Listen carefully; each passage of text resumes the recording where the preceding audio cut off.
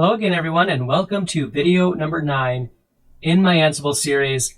And this just keeps getting better and better. In the previous video, I showed you just how much you can actually consolidate a playbook. We were able to consolidate a playbook down to one task. That was awesome. In this video, what we're going to look at is how to individualize our hosts.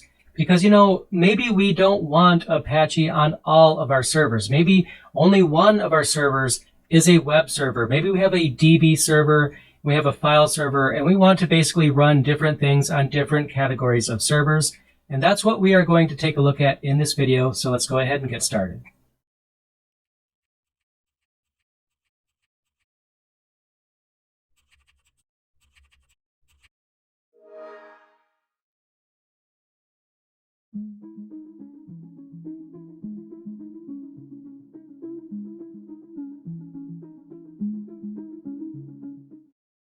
All right, so let's go ahead and get started. Now, off camera, I did actually make some changes to our playbook. I'll go ahead and show you right now what I've done. Now, in the previous video, we were able to get this down to one task, like I mentioned. But for the purposes of this video, I went ahead and made it 2 tasks again. Basically, one task for Ubuntu. As you can see here, I'm installing Apache 2 and the PHP mod as well. I'm updating the cache. I'm making sure that it's the latest version of the package, and I'm targeting Ubuntu specifically. And on the second play, I'm doing the exact same thing, but this time with CentOS. So go ahead and copy this down, pause the video if you need to do so, or go ahead and check out the wiki article in the description below this video. You can click on that link to go ahead and download this version of our playbook. So I'll go ahead and close out of here. So let's go ahead and check out our inventory file. And as you can see here, I have undid the changes that we have made in the previous video. In that video, we actually declared some variables here. We will revisit variables later in the series. I will show you the proper way to do this, which is host variables. So I went ahead and just removed those for now. We are back to the inventory file as it was before we added those variables in the previous video. So what I'm going to do is reorganize this a little bit here. First of all, I'm going to create a few groups. So first of all, web_servers. And I'm going to make this Ubuntu server here a member of that group. But what I'm also going to do is make the CentOS server a member of that group as well. Next, I'm going to add the .133 Ubuntu server to the db_servers group. And then finally, the last server here, I'm going to add to the file servers group just like this. So now we are starting to get further into the inventory file and some of the other features that it offers us.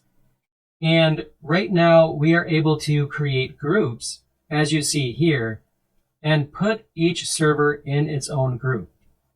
Now you can actually have a server be a member of multiple groups because maybe you have a test server, for example, that is a web server, but maybe the test server doesn't need an external database server. Since you're just testing, maybe that server is going to be in both. You can definitely do that. But for this particular video, I'm going to have each host in only one group just to keep it simple. So I'll go ahead and save this file.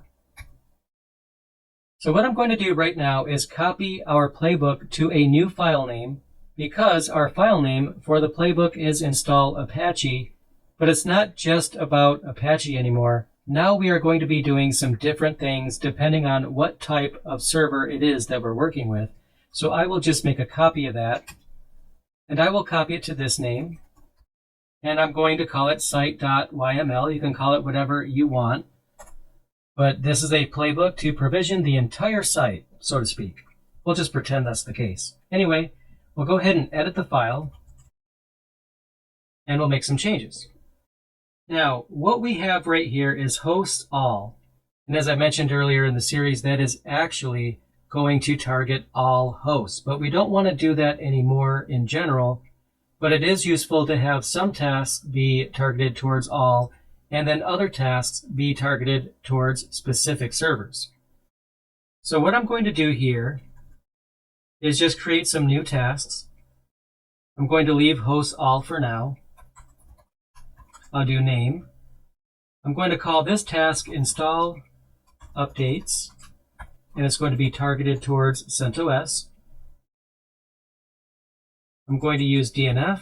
That's the module for CentOS, as we know. Let's do update underscore only. Set that to yes. We'll also do update cache. Set that to yes. And we only want to do this if Ansible distribution is equal to CentOS, just like that. And we're going to do something similar for Ubuntu as well.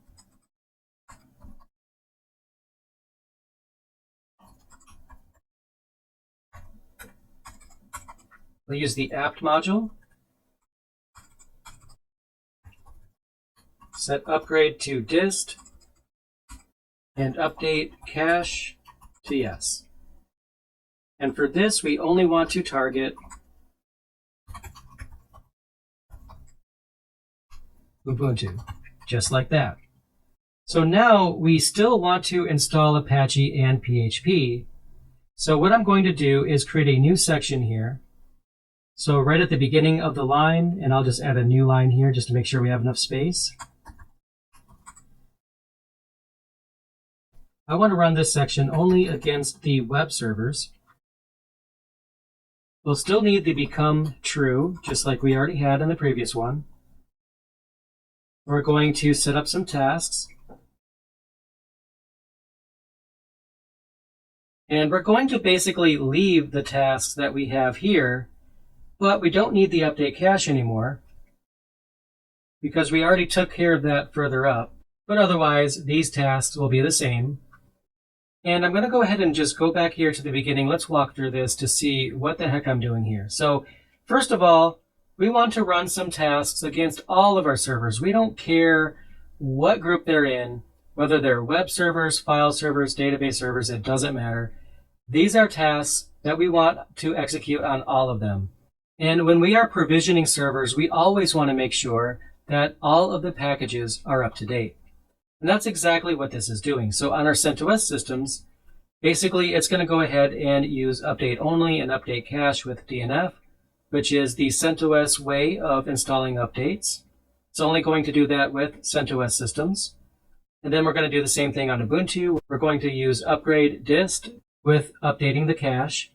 And we are only going to do that when the distribution is Ubuntu. So what this is going to mean is that when we provision our servers, they're immediately going to have all of the packages updated so that they start out with all of the packages well updated. And that's a great thing to do. You always want to make sure that all of your servers are up to date. Now here, in this section right here, instead of host all, we are targeting host web servers. So we only want to run these plays against the web servers. And only 2 of our hosts, in my case, in this example, are configured as web servers. And for those, we want to basically install the Apache and PHP packages like we've been doing. And this is great because before this video, we've actually gone ahead and installed Apache on every single server.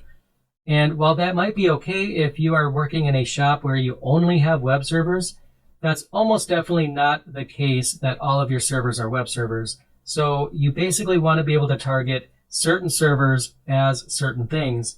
So here we are only going to run these plays against the web servers. So just like before, we have a play for Ubuntu and we have a play for CentOS that's going to install Apache and PHP. So let's go ahead and save the file. So there really shouldn't be any changes here because there's nothing vastly different that we're doing in this playbook versus any of the others that we've done. But let's go ahead and run it to see whether or not we have any syntax errors and if it runs exactly as we think it should. So I'll recall the previous command here, and we did change the name of the playbook. So let's go ahead and run it. We'll get back to the video in just a moment, but real quick, I want to mention my sponsor, Linode. Linode has been my infrastructure provider for quite a while now and has just recently announced their own managed Kubernetes service. And this enables you to combine Linode's ease of use and simple pricing with the infrastructure efficiency of Kubernetes. With the Linode Kubernetes engine, you can get your infrastructure and workloads up and running in minutes instead of days, and scale resources in real time to meet your infrastructure needs. And with Linode's managed Kubernetes engine, the pricing is simple. Only pay for what you use. And with Linode's 99.9% uptime SLA and bundled transfer, you can significantly cut costs when compared to AWS, GCP, and Azure. Designed with the open source ecosystem of Kubernetes, the Linode Kubernetes engine supports integration with tools like Helm, operators, and more. To help you get started with Kubernetes, Linode gives you access to in-depth documentation, video tutorials, and webinars. So go ahead and sign up at promo.linode.com/LearnLinuxTV to get a $60 60-day credit to test out LKE or any of Linode's other offerings. I appreciate Linode's continued support of LearnLinux TV. Now, let's get back to the video.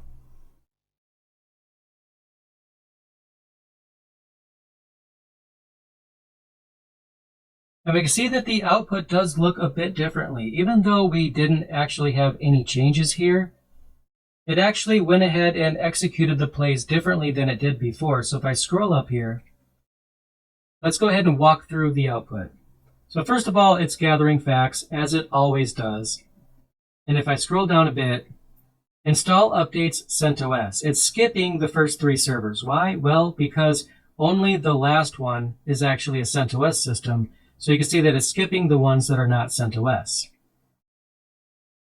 Then here it's basically doing the reverse. It's skipping the CentOS system, and then it's executing the install updates play against the other 3 because the other 3 are Ubuntu, and that's what we are targeting there. Now notice, if I scroll back up, it says play all. So gathering facts has always been done before, and that is part of all. But we also made the installation of updates part of all because we're targeting all servers for that. Now if we scroll down, we can see play web servers. Instead of play all, now we're actually targeting web servers, and we're running these tasks down here, basically exactly as we wrote in the playbook. It's gathering facts for the web servers, and then it's going to install Apache, but it's only running that against 2 servers. The first one it's skipping, that's CentOS, because this is the Ubuntu version, so it's okay on this server here, which is the Ubuntu server. And then it basically just flips and does the same thing for CentOS, and now CentOS says okay because we already had those changes in place from a previous version of this playbook. Scroll all the way down here, we can see the number of tasks that were run, and nothing was changed. But if something happened like Apache being updated on either of the repositories for those distributions, then we would actually see a change here because we did mandate that the latest version be installed. We have no changes here because, well, again, we're just doing the same thing that we've always been doing. Now, I'm going to make a very small change to that playbook. And what I'm going to do is change tasks to pre_tasks, just like that. Now, this is going to do absolutely nothing different for the purposes of this video. But I do want to make you aware that this exists. Pre-tasks basically mandate that these tasks are going to be run or need to be run before anything else in the playbook. So if you ever get into a point where you are wanting things to happen in a specific order, then you also want to have a way to mandate that certain tasks always be run first before other plays. And that's what pre-tasks, that's actually what it does. But it's not going to be any different for us because Ansible is basically just executing the playbook from top to bottom. So the order isn't different. This is just something that we can get into when we get into roles later on in the series. But pre-task, just so you know, is again a way to mandate that some things be run earlier before anything else is run. And that's a great place to have the update plays that we have here because again, we want to basically start out with our packages fully up to date. So I'll save the file. And again, nothing is going to be different.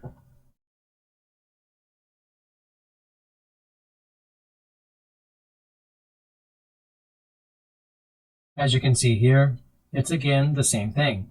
Now let's go ahead and take this a step further. In our playbook file right now, we have a section here at the bottom that's targeting our web servers. That's all well and good, but what about the other servers? We want to also target those as well, don't we? So let's go to the end and add a new section. So what I'm going to do is do hosts db_servers become true, then tasks.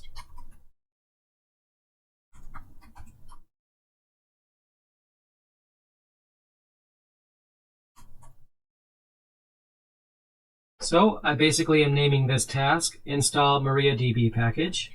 So I guess you could probably predict which package I'm going to install here. We'll use DNF. The name will be MariaDB. The state will be latest again, just like before.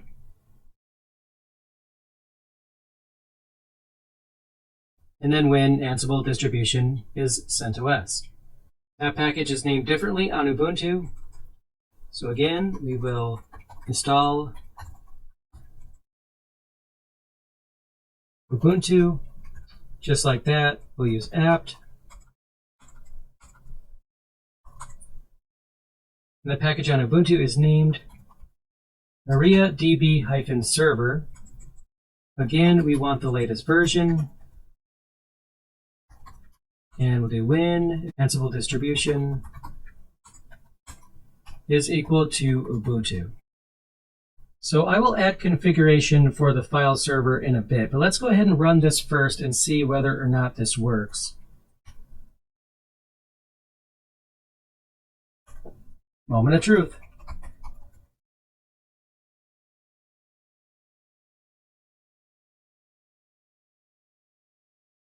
So now we can see that something did indeed change. And that makes sense. Right here, install MariaDB package. This is the section that's targeting DB servers. It's gone ahead and installed the MariaDB package for Ubuntu. And since we don't actually have any CentOS machines that are part of the DB servers group, this is never going to happen. But I basically added it here just in case that's something we do later. But anyway, we can see that it worked. It actually did install that package. So for example, if I go over here to server 1, let's just check it with systemctl, status, MariaDB. We can see that it's running. It was successfully installed. And we can see that it has been running since 12:36. The time on my clock is now 12:37. So, it is the one that we executed with Ansible. It went ahead and installed it for us. And we'll get into service management later in the series, but we can see that it is running, which is great because, well, we want to make sure that if we install a package, we are able to benefit from it. And CentOS is not going to automatically start services by default, so we'll get to that later. But this is how you check it manually if you are curious how to make sure that the changes that you have asked Ansible to carry out for you have been, well, carried out. So far, so good. Now back here on the workstation VM, we want to go ahead and edit that site.yml one more time. We'll go here to the bottom. Need to add a play for the file server. So what we're going to do is, again, hosts, and we're going to target file servers, just like that. We need become true because we do need to use sudo. And then tasks. Let's just go ahead and add one simple one.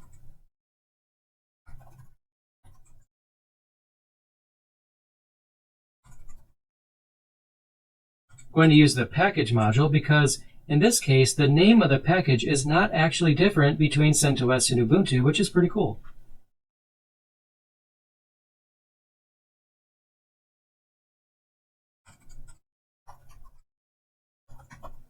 Let's go ahead and save it. And of course, we will run it to make sure that it does work.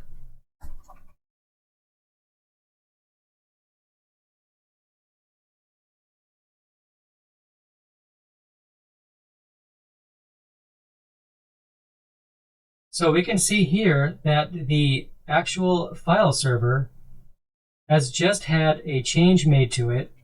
And of course, it's the change that we wrote in the playbook to install the Samba package.